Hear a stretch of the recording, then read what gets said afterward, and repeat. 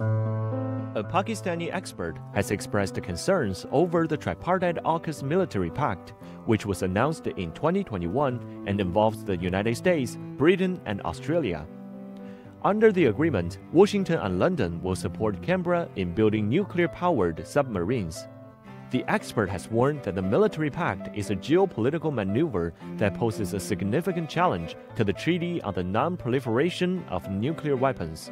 AUKUS has posed a major challenge to the NPT based under the Article 1 of the Nuclear Non-Proliferation Treaty.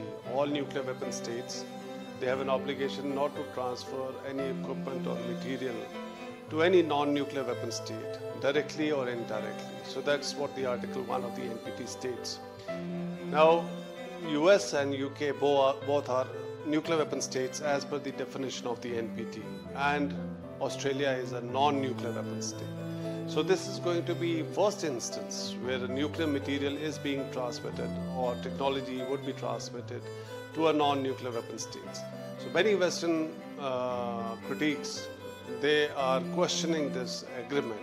So that's a challenge, and it could set a precedent also. There could be many other states in the future who might ask for similar kind of exemption as is being given to Australia. Now this AUKUS is again a major blow to the NPT-based nuclear non-proliferation regime. Now if you are violating Article 1 of the NPT in spirit by allowing access to sensitive technology or material to a non-nuclear weapon state, it is in fact weakening also the NPT and the nuclear non-proliferation regime.